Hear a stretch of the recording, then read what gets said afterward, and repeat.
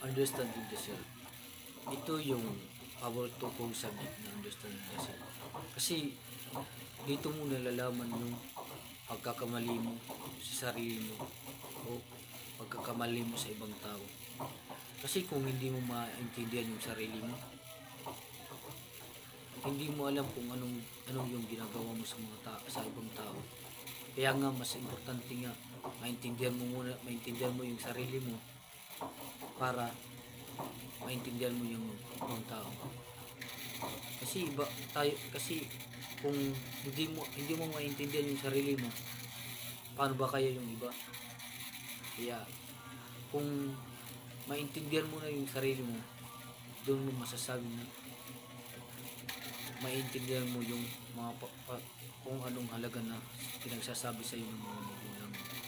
At marunong ka rin respeto sa kanila.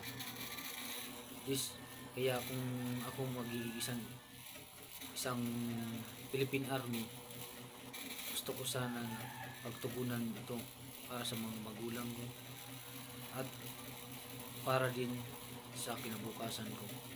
Kasi kung halimbawa kung may makita akong ibang tao na nagkamali ng landas at hindi nila alam yung mga sarili nila, doon bibigyan ko sila ng advice na kung paano unawain yung pagkakamali nila sa sarili nila.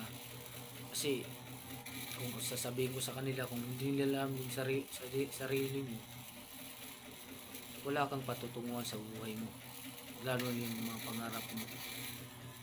Nandito na lang.